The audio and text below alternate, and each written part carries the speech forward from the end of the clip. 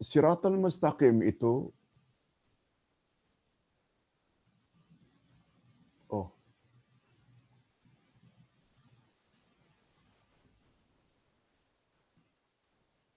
okey, Ustaz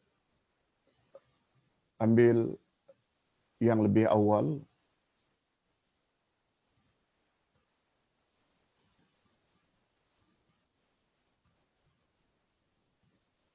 Hafsah Ismail.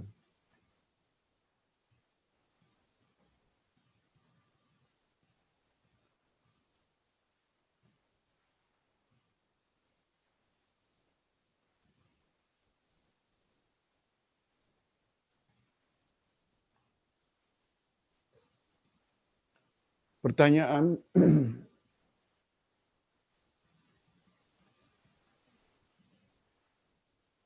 okey. Salaf manhaji atau salaf minhaji, jalan yang terang dan nyata, clear, tanpa samaran. Jika ibadat beragama ikut para sahabat, maka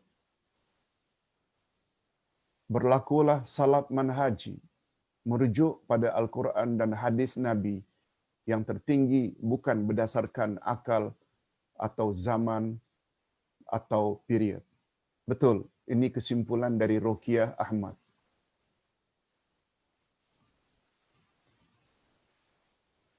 Ustaz, Hajar al-Aswad dicium dengan ikut perintah dan suruhan daripada Nabi, maka cium dan akan jadi saksi. Okey, itu kesimpulan yang dapat diambil tentang fadilat mencium Hajar al-Aswad. Cuma ingat, mencium Hajar al-Aswad itu bila mampu,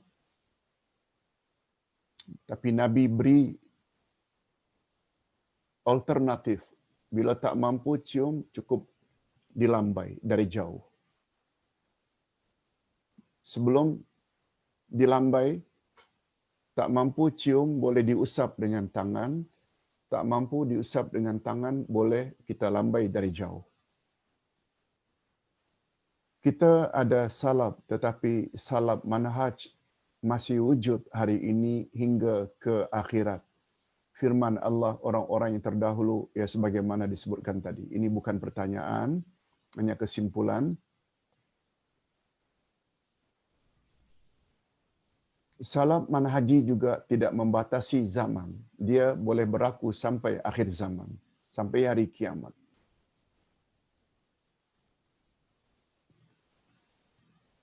Betul, Nafsiyah Rashid, cara beragama mengikut cara Rasul sahaja, tidak boleh ditambah sesuka hati.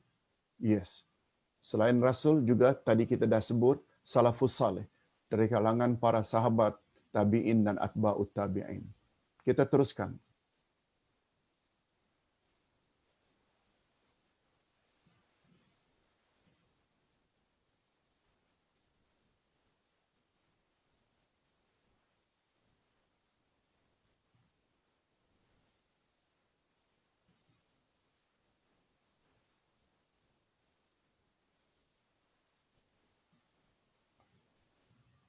Safar otai safar. Bagaimana Ustaz?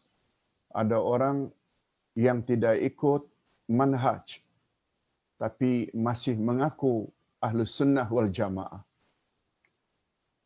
Hadirin dan hadirat, majoriti umat Islam di Nusantara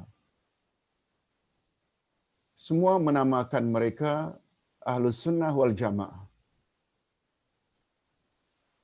Tapi terus terang saja, masih banyak dari kalangan mereka yang mendakwa Ahlus Sunnah wal Jamaah, tetapi dalam berakidah, beramal ibadat, ikut nenek moyang, ikut tradisi. Apa yang diajar oleh guru-guru, itulah yang mereka buat. Yang terkadang-kadang, apa yang diajar oleh guru itu tidak bersesuaian dengan Quran dan Sunnah.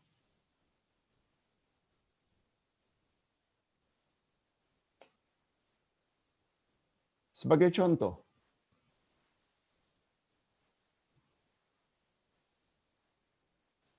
Semua guru-guru kita zaman dahulu, majoriti menyuruh supaya sambut hari ketiga, ketujuh, 40 bila ada kematian. Makan-makan. Itu semua datang dari Nabi ke? Sahabat ke? Enggak. Ustaz tadi ada sebut, hatta Imam Asy-Syafi'i paling anti. Paling tak suka. Sampai ke empat mazhab pernah mengatakan, bila kita ulangi balik peringatan kematian seseorang, itu sama dengan niyahah. Niyahah maknanya sama dengan dosa meratap. Sedangkan Nabi Muhammad sallallahu alaihi wasallam gunakan istilah an-niyahah minal jahiliyah. Meratap itu adalah tradisi orang-orang Arab jahiliyah. Di sinilah betapa perlunya kita mengetahui apa itu Allah kata dalam Quran, apa itu yang Rasul kata di dalam hadisnya. Berikutnya,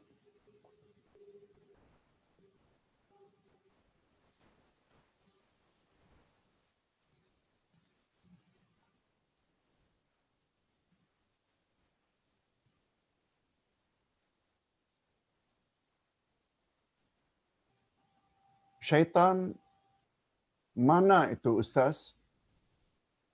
Karena syaitan tak nampak. Safar otai safar. Hadirin dan hadirat,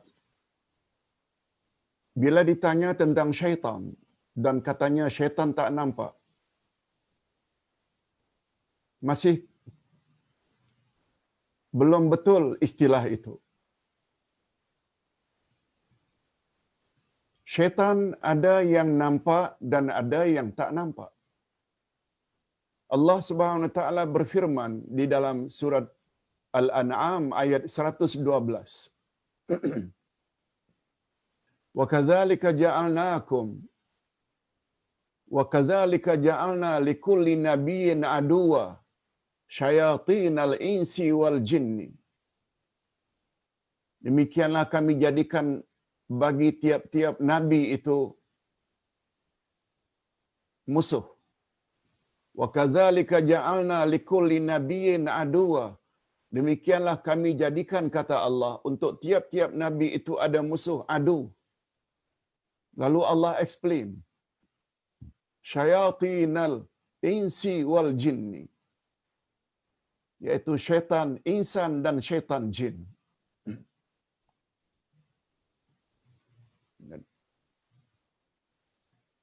Jadi syaitan ini ada dua. Sebagaimana penghujung surat An-Nas, minal jinnati wan nas. Ada syaitan jin dan ada syaitan manusia.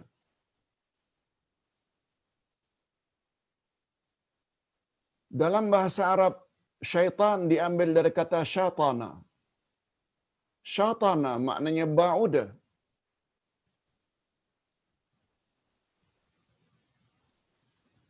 Syatana maknanya ba'uda. Ba'uda maknanya jauh. Oleh sebab itu kata ulama akidah, syaitan dinamakan syaitan karena syaitan maknanya ba'idun anil haq. Setiap yang ingin menjauhkan kita dari kebenaran, syaitanlah namanya.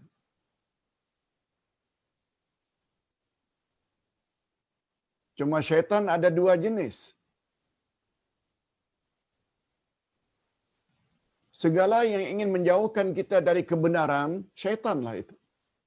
Betul tak? Bila kedengaran azan, kita seharusnya salat, pergi ke masjid untuk berjamaah jika mampu. Ada tak kawan kita justru mengatakan, alah tak payahlah, lebih baik kita ke karaoke, lebih baik kita ke night club. Jangan pergi salat, jangan pergi ceramah.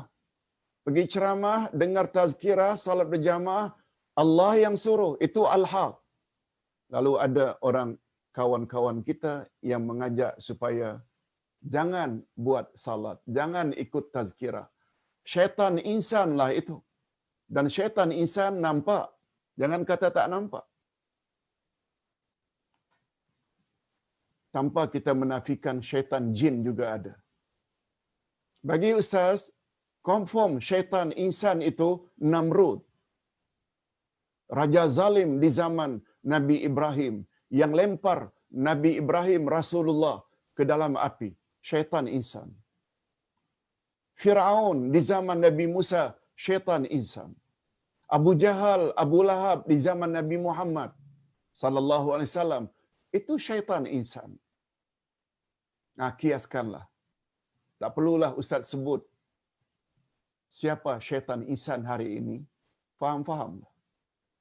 Siapa saja yang ingin menjauhkan kita daripada kebenaran, coba lihat. Kita sebut dah salafus salih itu siapa? Golongan teladan. Berapa banyak orang-orang yang mendakwa salaf itu sesat? Syaitan lagi. Hadirin dan hadirat rahimakumullah. Berhati-hati. Dengarlah cakap Allah dan cakap Rasul. Jangan dengar cakap manusia. Di sinilah bahayanya orang-orang yang tidak punya ilmu Quran dan tidak punya ilmu sunnah Nabi sallallahu alaihi wasallam. Padahal Nabi memberi jaminan, aku tinggalkan 2 pedoman untukmu wahai umat. Selagi kamu berpegang teguh, kamu tidak akan sesat selama-lamanya. Apa dia yang 2 itu? Quran dan sunnahku. Bukan sekedar pegang Quran. Malah bukan sekedar baca Quran. Kita semua tahu syarat atau kewajiban kita terhadap Quran ada 5. Iman, baca, faham, amal, dan sebar-sebarkan. Kita teruskan dengan pertanyaan berikut.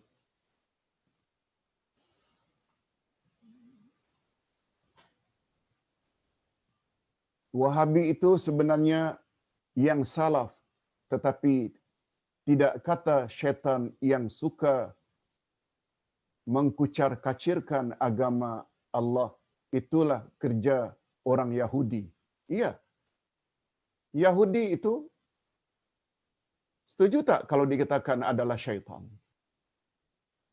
Senantiasa ingin mengancam Islam. Syaitanlah itu. Jangan lupa ya, syaitan ada dari kalangan jin dan ada dari kalangan manusia. Orang-orang kafir itu semuanya syaitan menurut istilah agama. Sebab yang memusuhi ajaran Nabi Muhammad sallallahu alaihi wasallam adalah orang kafir. Sama ada kafir ahli kitab atau kafir musyrikin.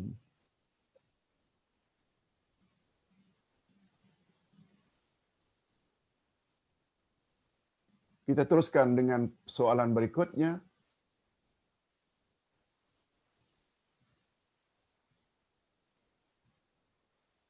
Syamsuddin Bukhari. Bismillah Ustaz. Tanya Ustaz, boleh tidak kita kirim doa untuk teman kita yang meninggal? Semoga husnul khatimah. Terima kasih. Boleh tak Ustaz kita boleh atau tidak kita kirim doa untuk teman kita yang meninggal? Semoga husnul khatimah. Iya. Husnul khatimah maknanya berakhir dengan baik. Husnu baik, khatimah penutup. Orang yang mendapat husnul khatimah antara lain orang yang boleh mengucap 2 kalimah syahadat atau paling kurang la ilaha illallah sebelum wafatnya. Atau dengan kata lain, walaupun dia tidak dapat mengucap, tapi dia orang yang akidahnya baik, amal salehnya banyak sebelum dia meninggal dunia. Atau sebelumnya dia bertobat pada Allah. Kita mendoakan agar seseorang mendapat husnul khatimah, tak ada salahnya. Tak ada salahnya. Itu termasuk harapan kita, mudah-mudahan Allah Subhanahu wa taala beri dia husnul khatimah. Sebagaimana doa yang diajar oleh para ulama, Allahumma khtim lana bi husnil khatimah wa la takhtim alina bisu'il khatimah. Ya Allah, akhirilah hidup kami dalam keadaan yang baik, yaitu dalam iman dan amal saleh, dan janganlah engkau akhiri hidup kami dalam keadaan yang tidak baik. dalam syirik, dalam maksiat dan lain-lain. Wallahu a'lam. Boleh. Berdoa adalah sangat digalakkan dalam agama. Pedang Zulfikar. Untuk orang awam seperti kami, adakah cara terbaik untuk mengenali siapakah memegang manhaj yang sebenar, karena terdapat berbagai-bagai ilmu disebabkan dalam kelas dan juga online. Jazakumullahu khairan.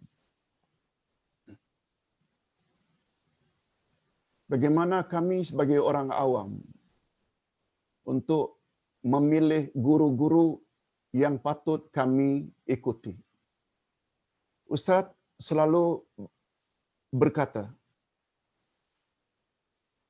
kita digalakkan untuk mendengar. Tapi bukan semua yang kita dengar kita perlu ikuti. Kita hendaklah memilih mana yang lebih baik untuk kita ikut. Coba perhatikan ayat 17 dan 18 dari surat Az-Zumar. Apa kata Allah? Apa kata Allah? Fabashshir ibadil ladzina yastami'una al-qaul fayattabi'una ahsana. Ulaika alladzina hadahumullah wa ulaika hum ulul albab.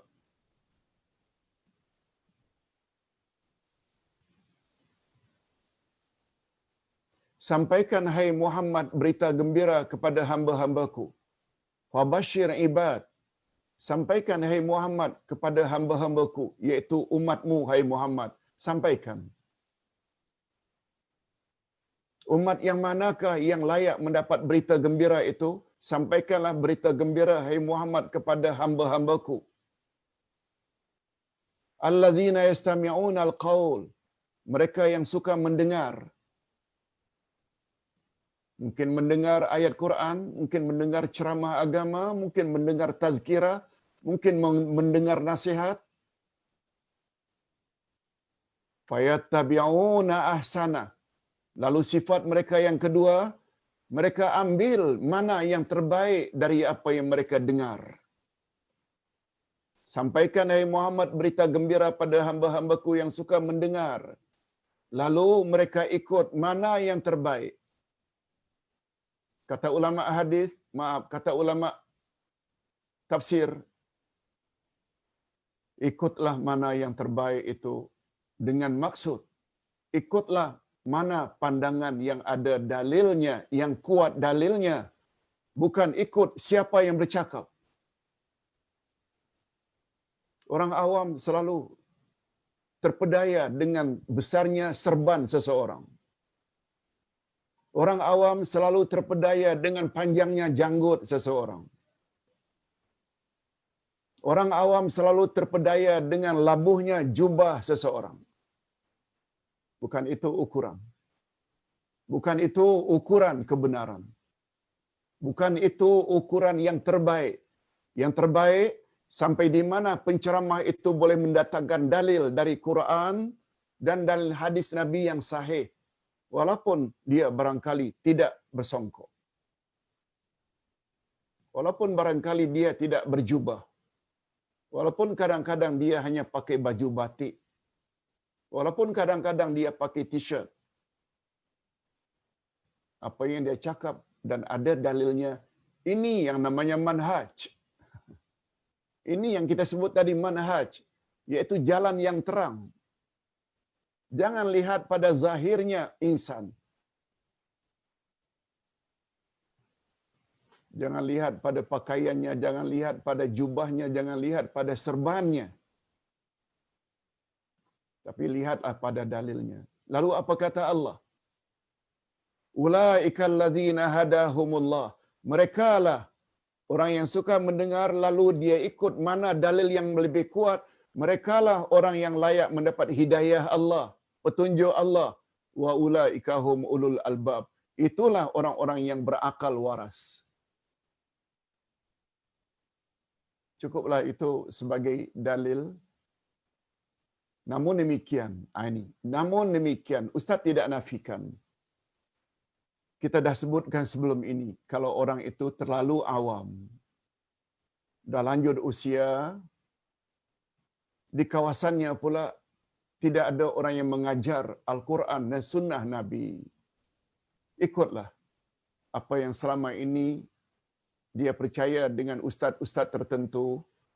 Peluang untuk menambah ilmu terus terang saja tidak sama antara orang Lembah Kelang, Kuala Lumpur, Shah Alam, Bangi, tak sama dengan orang-orang yang berada di dusun-dusun, di Felda. Bukan maksud Ustaz tidak merendahkan, tapi peluang, kesempatan. Sedangkan orang yang berada di kota, kadang-kadang satu hari boleh 3 sesi mereka ikuti majlis ilmu. Apalagi mereka punya internet, boleh secara online. Oleh sebab itu, khasnya orang awam yang berada di kota tidak ada alasan nanti di hadapan Allah kata, oh kami tak tahu, oleh kami tak tahu. Tapi orang kampung barangkali ada alasan. Kami tidak ada guru yang berkaliber. Nak layari internet pun lainnya tak begitu kuat. Oh, ada alasan. Kita tidak samakan orang yang ada kemampuan dengan orang yang tidak ada kemampuan. Sebagaimana firman Allah pada ayat yang terakhir dari surat Al-Baqarah, la yukallifullahu nafsan illa wus'aha. Allah tidak memberatkan manusia kecuali apa yang mereka termampu. Atau ayat 16 dari surat At-Taghabun, ittaqullah mastata'tum. Bertakwalah kamu kepada Allah apa yang kamu termampu. Okey, kita teruskan dengan pertanyaan berikut kalau ada.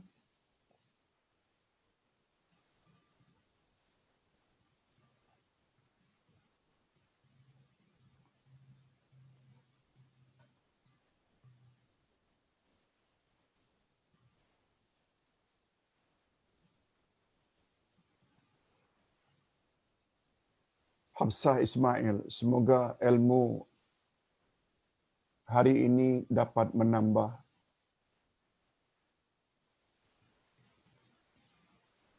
keimanan kita semua, sahabat-sahabat, teman-teman syurga. Mendalam penjelasannya. Alhamdulillah. Terima kasih Puan Hafsah Ismail. Mudah-mudahan. Assalamualaikum Ustaz. Maaf, sebelumnya saya mau tanya. Dari dulu Ustaz,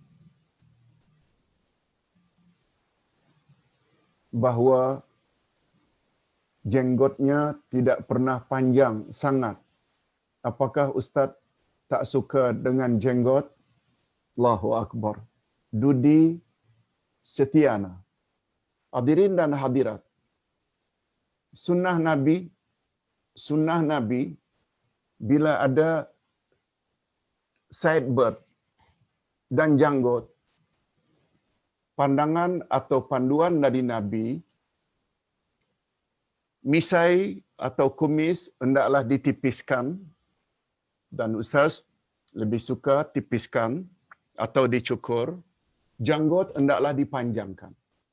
Kita tak nafikan itu adalah sunnah Nabi. Cuma di dalam kita mengamalkan, Nabi sangat larang kita lebihkan sideburn kita ini di bawah telinga. Kata Nabi itu amalan Yahudi. Itu sebabnya Ustaz, karena bahagian bawah ini tidak begitu tebal, Ustaz cukur tapi di atas telinga. Jangan di bawah. Bawah itu adalah dilarang oleh Nabi. Yang kedua, para ulama tidak nafikan fadilatnya jenggot yang panjang. Tetapi Ustaz lebih memilih untuk trim. Ini juga pandangan sebahagian para ulama, tidak ada salahnya, insya-Allah. InsyaAllah, kalau itu dianggap kekurangan bagi Ustaz, Ustaz terima, tapi insyaAllah Ustaz akan usahakan untuk mendapat kelebihan dari sudut sunnah yang lain pula. Wallahu a'lam. Bagus pertanyaannya. Assalamualaikum Ustaz. Muhammad Yusuf Abdul Qadir. Okey. Ini tentang dana dakwah yang diumumkan. Tini Rahayu. Assalamualaikum Ustaz dan sahabat-sahabat sekalian. Okey. Terpaksa ya Ustaz kerana sendirian, kena baca satu demi satu sebab sedang tidak ada pembantu. Assalamualaikum Pak Uday, apa amalan sebenar untuk sambut awal Muharram? Seperti bacaan Yasin, perdana dan tahlil arwah. Maaf, tanya tak tahu saja. Hadirin dan hadirat, awal Muharram dulunya selalu disebut dengan sambutan awal tahun. Kalau Ustaz tidak silap,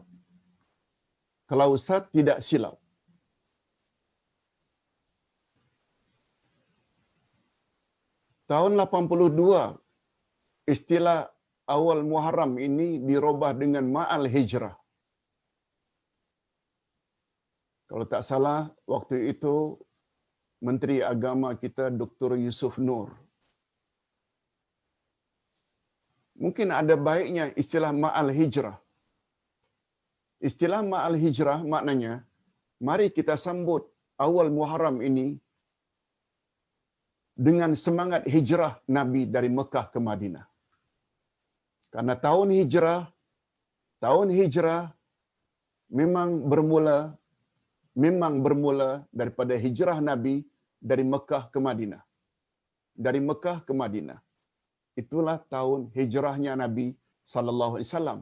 Oleh sebab itu baginda Rasul wafat adalah pada tahun 10 Hijrah, iaitu 10 tahun setelah baginda berada di Madinah. Persoalannya, adakah disuruh oleh Nabi untuk menyambut Ma'al Hijrah, awal Muharram? Jawab singkatnya, tidak ada arahan dari Nabi sallallahu alaihi wasallam. Hanya saja para ulama selalu membuat acara-acara tertentu untuk mengenang balik sejarah atau peristiwa yang bersejarah, iaitu hijrahnya Nabi Muhammad sallallahu alaihi wasallam dengan berbagai sudut.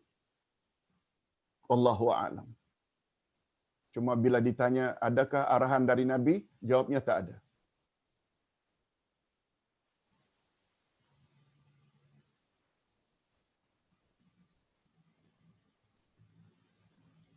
Safar otai safar, walaupun Nabi tinggalkan 2 perkara, iaitu Quran dan hadis, tapi mengapa masih berbalah Ustaz? Di mana silapnya? Senang saja jawabannya.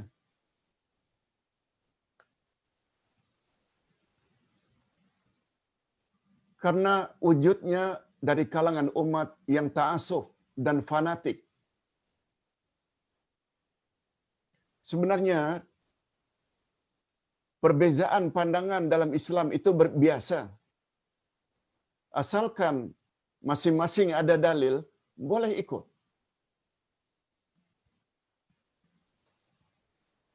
Coba perhatikan ayat 59 dari surat An-Nisa. Ya ayyuhallazina amanu athi'ullah wa athi'ur rasul wa ulil amri minkum. Ya orang-orang beriman, taatilah Allah dan taatilah Rasul dan pemimpin-pemimpin kamu.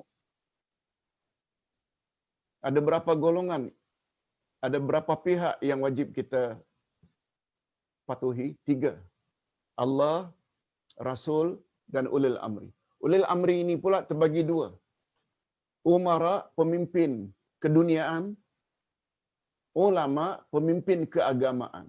Dua-dua ini termasuk dalam ulil amri. Lalu apa kata Allah? Fa in tanaza'tum fi syai'in farudduhu ila Allah wa Rasul. Bila kamu berselisih pendapat, kembalikanlah kepada Allah dan Rasul. Tidak disebut-sebut lagi ulil amri. Kembalilah kepada Allah maknanya pada Quran. Kembalilah kepada Rasul maknanya kepada hadis Nabi. Oleh sebab itu bila terjadi perbalahan, kita jangan pertahankan mana-mana manusia. Tapi kita pertahankan adalah Quran dan sunnah Nabi.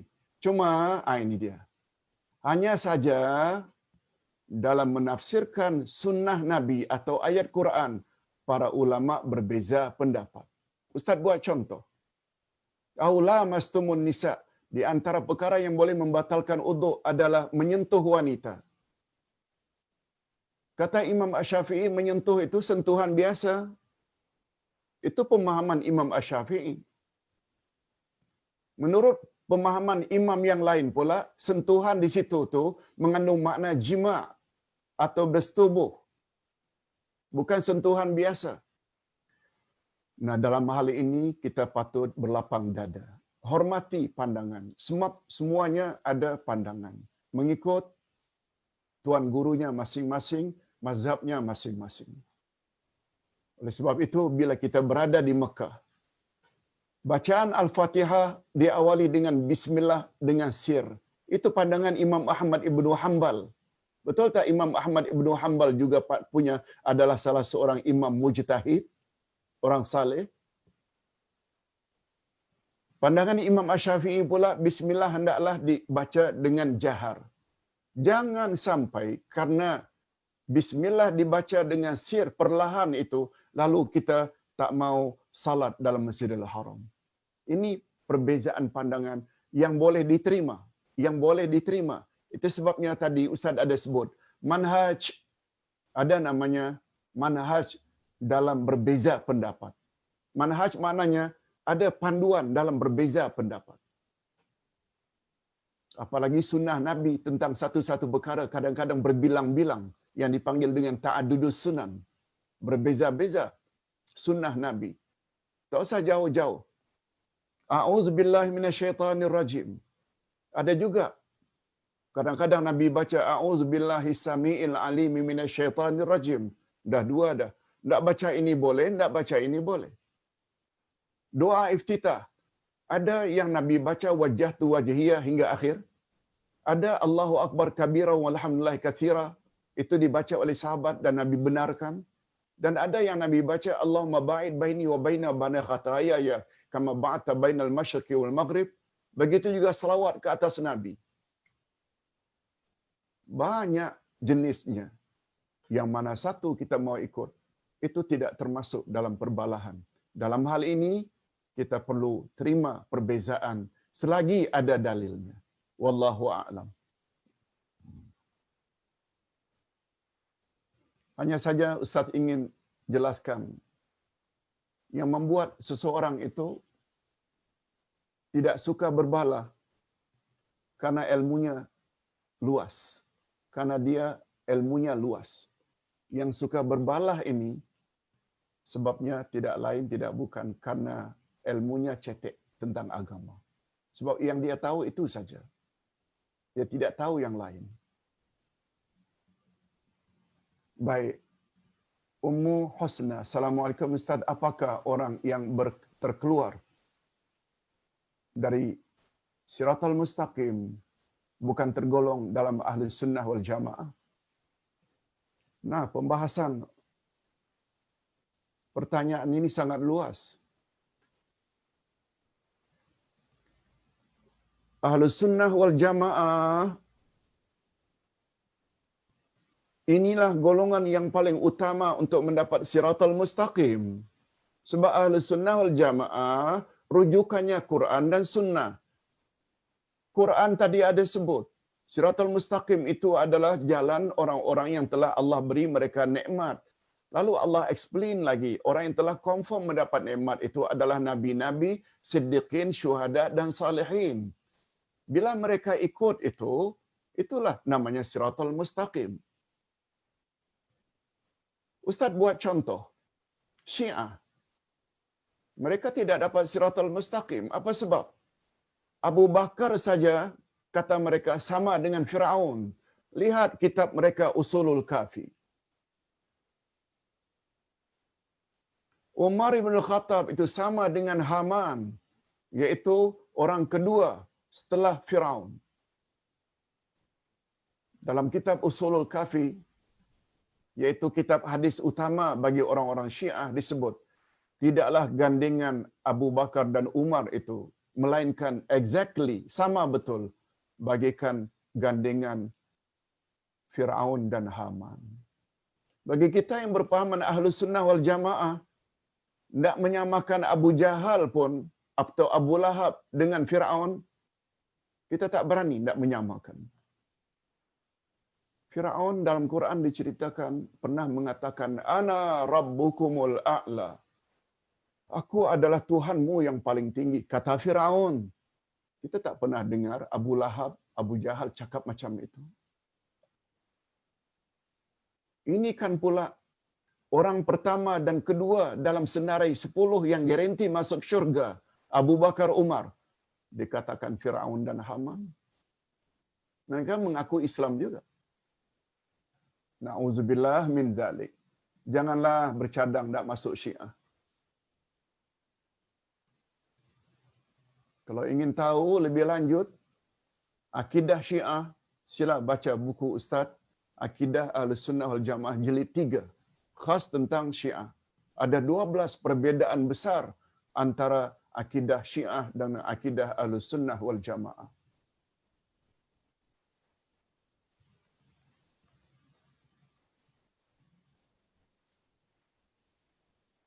Rahim Asy'ari, salam Ustaz, banyak ayat Quran yang menyebut beriringan antara salat dengan zakat.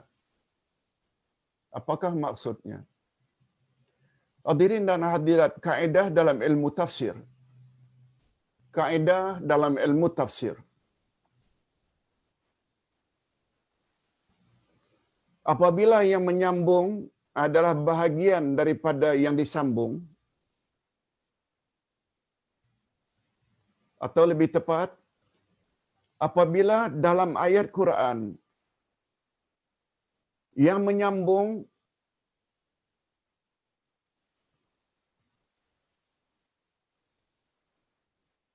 sedangkan yang disambung itu penting, maka yang menyambungnya juga adalah penting. Bila ada ayat Allah menyebut tentang sesuatu yang penting,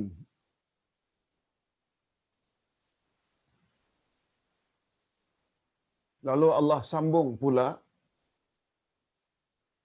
dengan yang lain. Setelah yang penting itu Allah sambung dengan yang lain. Maka kaedah dalam ilmu tafsir, yang menyambung itu juga adalah penting. Ustaz buat contoh. Kalau tidak salah ayat 36 dari surat An-Nisa. Wa qadha rabbuka alla ta'budu illa iyyah wa bil walidaini ihsana. Sudah menjadi ketentuan daripada Allah, hendaklah kamu beribadat hanya kepada Allah, dan kepada ibu bapa hendaklah kamu berbuat ihsan. Betul tak beribadat pada Allah ini perkara yang paling utama? Diikuti dengan berbuat ihsanlah pada mak bapa. Maknanya, karena berbuat ihsan pada mak bapa ini mengiringi perintah penting, ini juga penting. Itu sebabnya sampai Nabi katakan, reda Allah kepadamu sangat tergantung sampai di mana reda ibu bapakmu padamu. Murka Allah padamu juga sangat tergantung pada murka mak bapakmu padamu. Demikianlah lebih kurang pengajaran yang dapat diambil. Aqimus salah wa atuz zakah. Dirikanlah salat dan keluarkan zakat. Betul tak salat? Sangat penting. Sehingga dia dijemput sendiri oleh Nabi melalui peristiwa Isra' Mi'raj. Sampai Nabi menyebut, pertama-tama yang akan ditanya di akhirat nanti adalah tentang salatmu. Sampai Nabi ada menyebut, siapa meninggal salat dengan sengaja maka kafirlah dia. Man taraka salata muta'ammidan faqad kafara jihara. Pembeza antara muslim dengan kafir adalah meninggalkan salat. Oh, sungguh banyak. Nah, setelah salat disebut zakat. Kalau salat itu begitu penting berdasarkan dalil-dalil tadi, penyambungan zakat menunjukkan dia juga penting. Dengan kata lain, kata ulama tafsir, salat menjalin hubungan baik kita dengan Allah, hablum minallah, dan zakat menjalin hubungan baik kita dengan sama manusia, hablum minannas. Oleh sebab itu manusia apabila baik saja dengan Allah, tidak baik dengan manusia, atau baik dengan manusia, tidak baik dengan Allah, tak akan selamat manusia itu. Nabi pernah ditanya, ya Rasulullah, makcik itu saban malam qiyamul lail, jarang tidur. Saban siang puasa sunat. Tapi dia tidak jaga mulutnya, ya Rasulullah. Suka mencaci, mengumpat. Bahasa hari ini, makcik itu punya mulut laser. Suka mencaci, menyinggung perasaan orang. Bagaimana nasib makcik itu di akhirat, ya Rasulullah? Coba dengar jawab Nabi, singkat saja. Hiya finnar. Tempat makcik itu dalam neraka. Coba tengok. Siapa kata qiyamul lail tak baik? Siapa kata puasa tak baik? Rupanya hablum minallah baik, tapi tidak baik hablum minan nas, tak akan selamat juga. Begitu juga sebaliknya. Wallahu a'lam. Hadirin dan hadirat rahimakumullah. Oh, ada 3 lagi pertanyaan. Ustaz teruskan.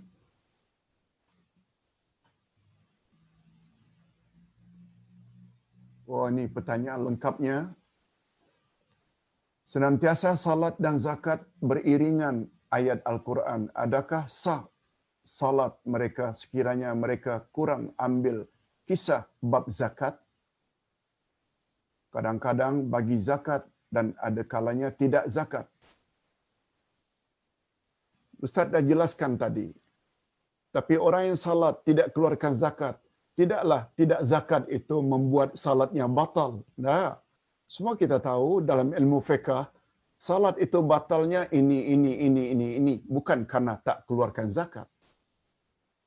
Cuma nasibnya nanti di akhirat. Sebagaimana dalam surat Al-Qari'ah. فَأَمَّا مَنْ ثَقُلَتْ مَوَازِينُهُ فَهُوَ فِي عِيشَةٍ رَاضِيَةٍ. Bila timbangan amal baiknya lebih berat, tempatnya dalam syurga penuh diridai.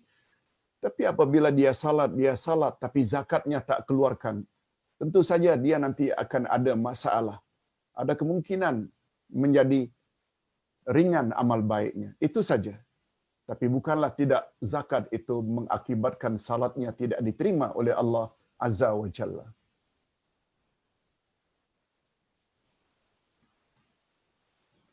Ustaz, pertanyaan safar, utai safar, pandangan macam manakah dikira berbalah itu boleh diikuti?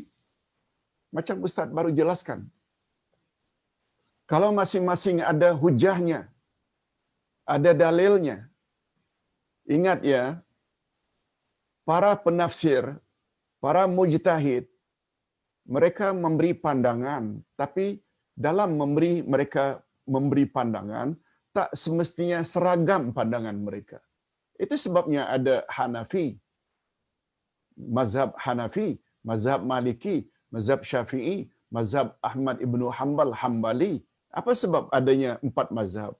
Karena mereka berbeza pendapat dalam menafsirkan ayat Quran atau hadis Nabi. Selagi pemahaman mereka itu selari dengan kehendak Al-Quran, jangan salahkan imam mazhab ya.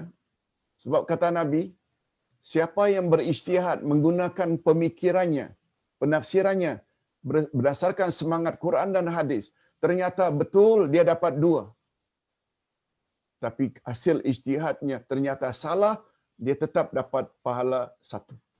Cuma kita sebagai follower, tidak ada salahnya bila setelah kita pelajari ternyata pandangan imam mazhab lain lebih kuat dalilnya berbanding mazhab yang jadi pegangan kita. Tidak salah. Ustaz buat contoh. Menurut Imam Asy-Syafi'i tidak sah zakat kalau yang dikeluarkan itu bukan bahan makanan utama. Beras bagi kita. Gandum bagi orang yang makan roti. Tidak sah. Mesti dengan bahan makanan.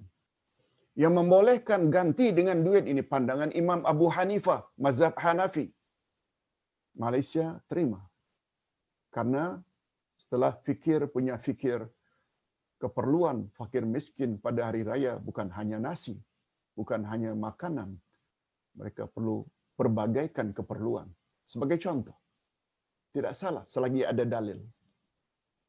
Baik, hadirin dan hadirat, ini pertanyaan mungkin yang terakhir. Halimatun Khalid. Assalamualaikum Ustaz.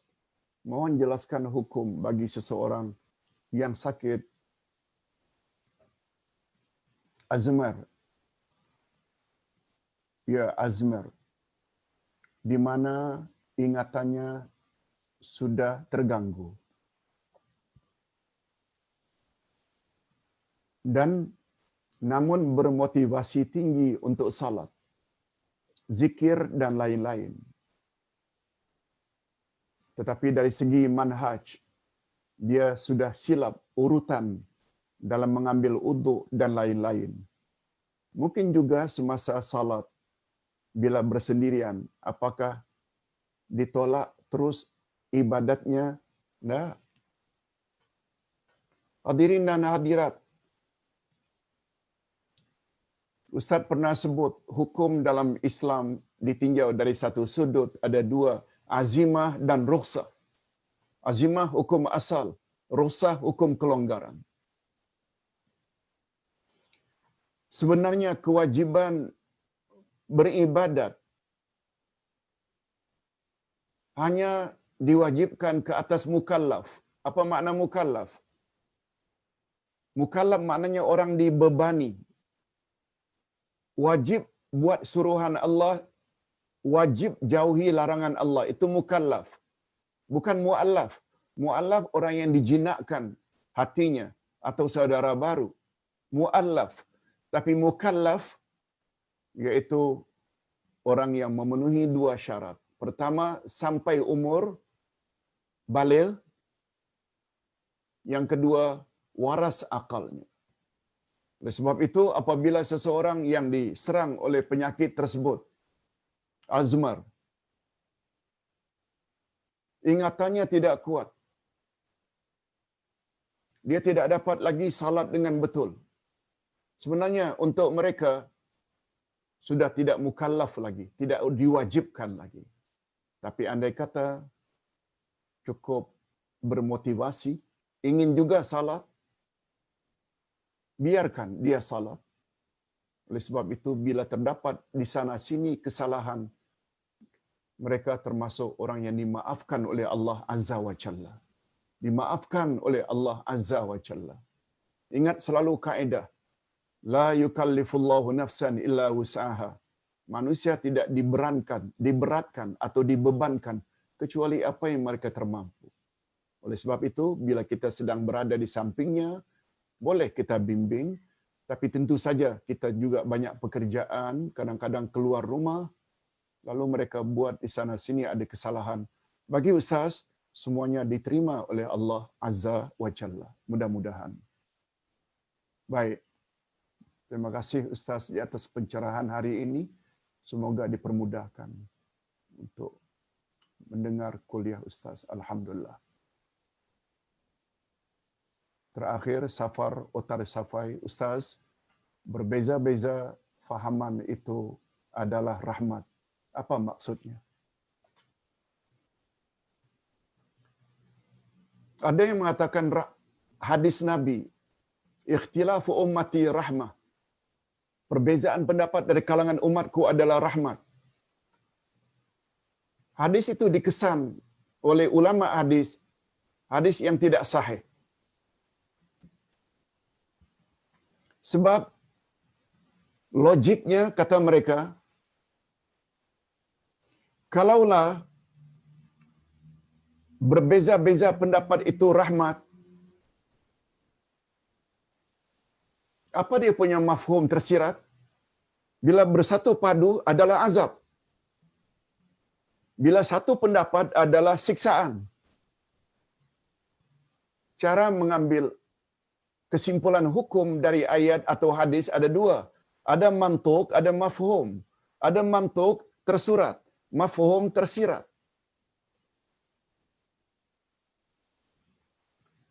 Kalaulah tersuratnya mantuk, berbeza pendapat itu rahmat, dia mengandung makna tersirat. Bila kita bersatu itu azab. Itu dalil yang mengatakan bahawa hadis itu tidak betul, bukan hadis sahih. Namun demikian, dari angle lain, ada baiknya berbeza pendapat itu. Tak mengapa. Tapi jangan disandarkan itu kata Nabi.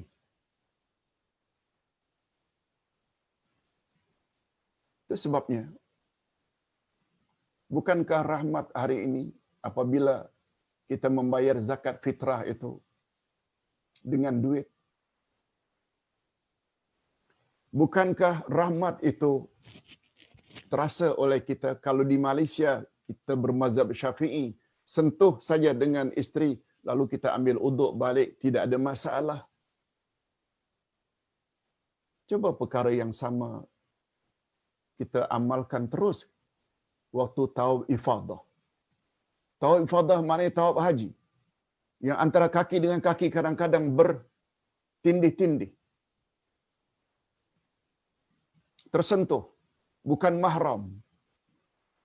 Kalaulah terus-menerus pegangan kita sentuh saja batal, memang tak akan balik-balik dari Mekah. Semua kapal terbang balik, kita tak selesai lagi akan tawaf. Bukan sekedar nak pindah mazhab. Bukan. Tengok dulu. Nabi pernah setelah beruduk cium istrinya, langsung salat. Dalil. Nabi pernah salat malam karena biliknya kecil, terpegang kaki Aisyah. Nabi terus salat, tidak ambil uduk lagi. Apa maknanya? Ini memberi makna pendapat yang lebih kuat. Batalnya uduk adalah jima', bukan sekedar sentuhan. Itu hanya bahasa kiasan saja. Itu sebabnya bukan Arab saja, kalau tidak salah. Dalam English pun, kadang-kadang to touch pun membawa makna jima' juga. Itu istilah, bahasa.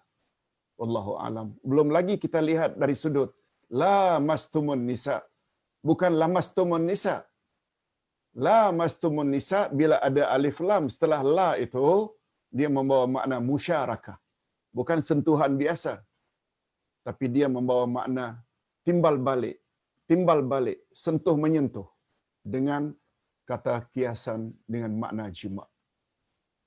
Ustaz kira cukup sampai di sini dulu untuk hari ini. Kita sambung lagi esok insya-Allah dengan